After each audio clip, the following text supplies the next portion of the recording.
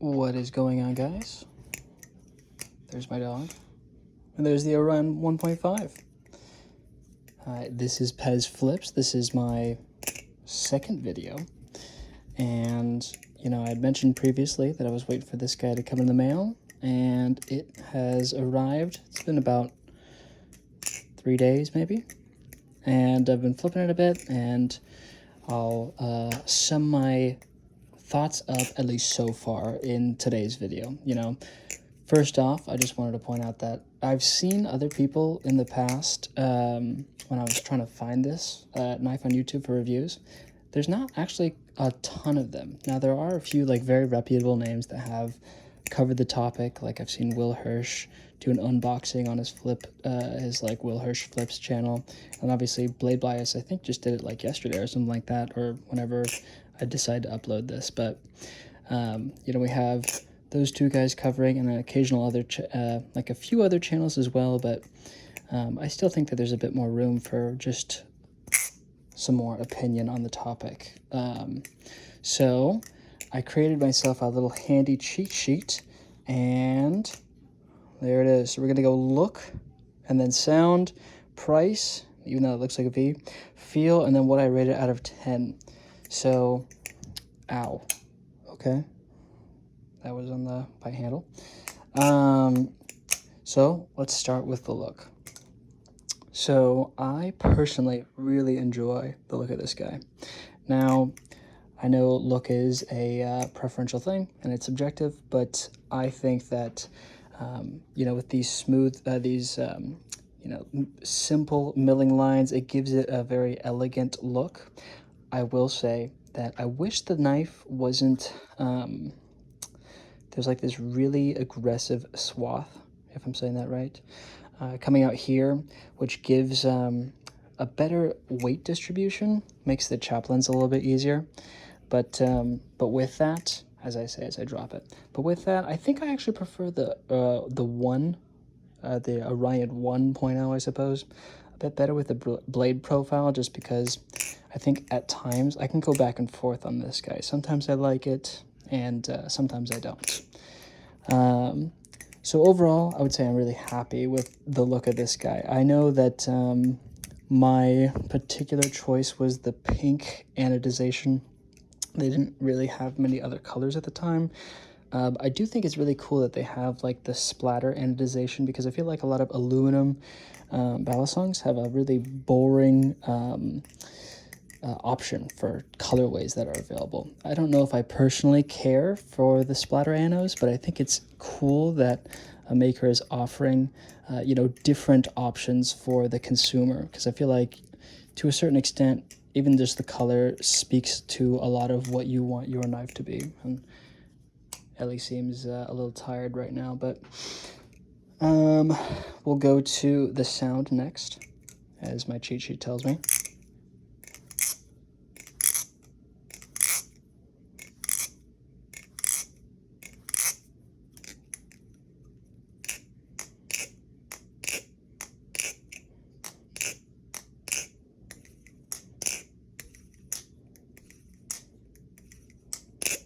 So this guy is obviously a sandwich design, and because of that, it's also aluminum. Because of that, it has a really unique sound, very quiet.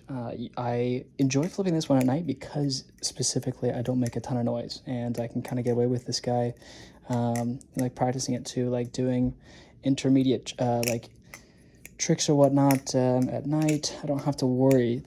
The in-between, one of my favorite things recently about a really well-tuned knife is that when you are flipping, it's not all the time that you hear the thing ringing, or rather just making any noise. So if I'm going into a chaplain, the thing is quiet, and that's both with the, first and foremost, the tuning of the thing, but also just the sandwich design really minimizes the amount of sound that you are hearing. So I'd say I'm really satisfied with the sound. I would give it a 10 out of 10. So then next we have the price. So the live blade is, I believe, $85. I know that the trainer, some people say that the trainer flips better, but you know, I wanted the utility of the knife as well.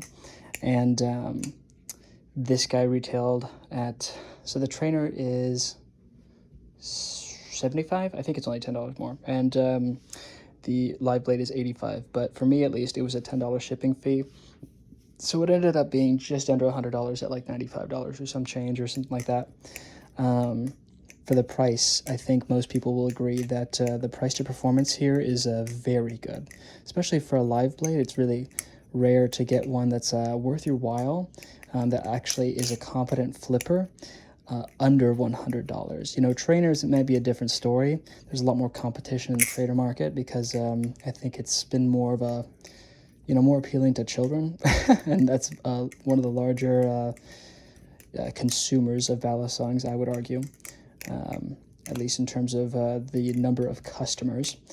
And with that, you know, I would say that you can't really get away with a live blade at this price with this flipping ability, really, in a lot of other things. I mean, if you got like maybe a blemished knife from a distributor and you're getting a good deal, sure. But this guy, no extra discounts, anything like that, just getting it off the website, it worked fine. Also, I know that LDY previously was doing like DMs only through Instagram, and being able to pick this guy up, I got it just as they were making their new website. So I was actually able to, I guess, test run the new stuff that they had on their page, and it worked really well. You know, I got the box, and it only took maybe a week. I mean, I went through USPS, so because I was paying for it, I imagine that the shipping is a lot better. I know that in the past, like when I've gotten clones, for example, the shipping can take forever, and you just have to accept that part. But with this guy, it wasn't nearly as bad when it came to the shipping times and navigating the website.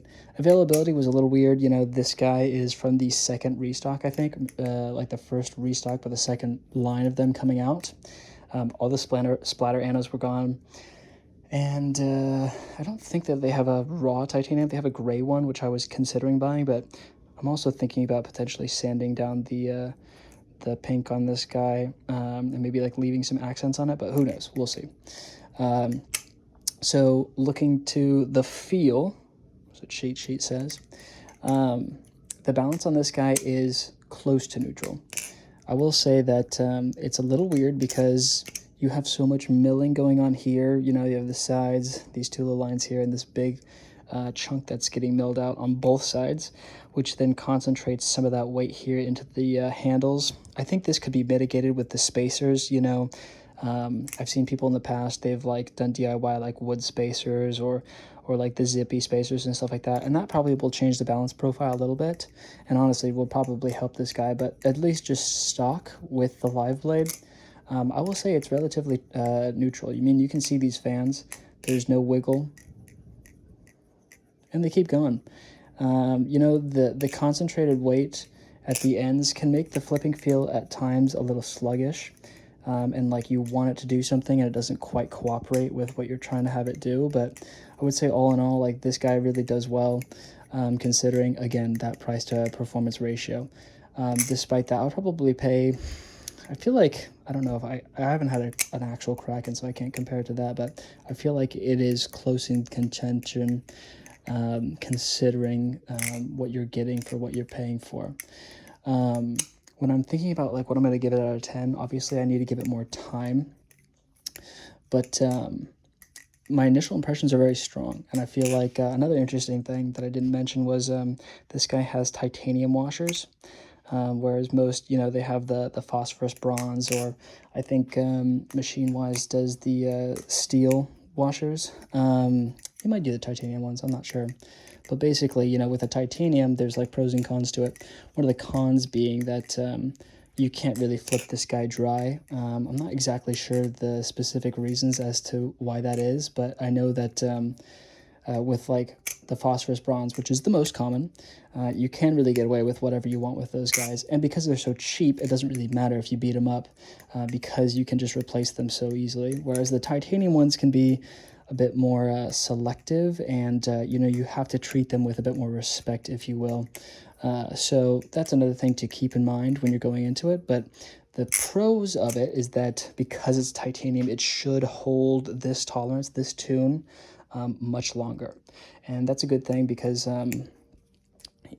for me at least, I don't like, you want to minimize the amount of times that you're going to have to open up the balisong, because every single time you do that, when you're taking it apart to clean it, whatever, you're introducing particulates, you're introducing the chance of a risk, like if you're doing something wrong or something like that, and not having to worry about that because of the titanium hardware, or rather just the washers, really allows you to not have to worry about that for a long time. And because the tune is so good, I have no complaints on that, right? Another thing is, because of the flash, it's probably a little hard to see, but these screw heads are very deep. And I think that will, especially in the future, when I will eventually need to open this guy up, it will make it a lot more accessible. I know that I've used other things and they've had some pretty bad screw heads, and that's always something that's really annoying to work with, because you just have to really pay attention to it. And even if you are trying your hardest not to strip those screws, sometimes it's just unavoidable with the way the hardware is working against you. So if I had to give it out of 10, I would probably say right now, I'm going to give it probably give it a 9, maybe an 8.5, because I feel like you can't really have a 10 out of 10 anywhere. But, I'm really satisfied with this purchase here. And I've been wanting to move over to live blades now since I've been flipping trainers. And this guy's definitely caught me. I'm not going to show my dogs on camera, but or at least that one. But this tip, this tip is gnarly. You can see I've just scratched myself a little bit on there. I got a few cuts here and there, but yeah, I poked my foot with this guy, and because of such an aggressive tip, it really goes in there, and you can do some damage on that guy. I haven't really taken it outside to beat it, and one of my main concerns, speaking of that tip, is, well, the tip, because I don't know if it's really going to hold up to the test of time. I know it's not like a Jerry Halm, where those tips are absolutely insane, but it's challenging them, I will say. It's trying to get its foot in the door. If I could give it out of 10, yeah, 8.5.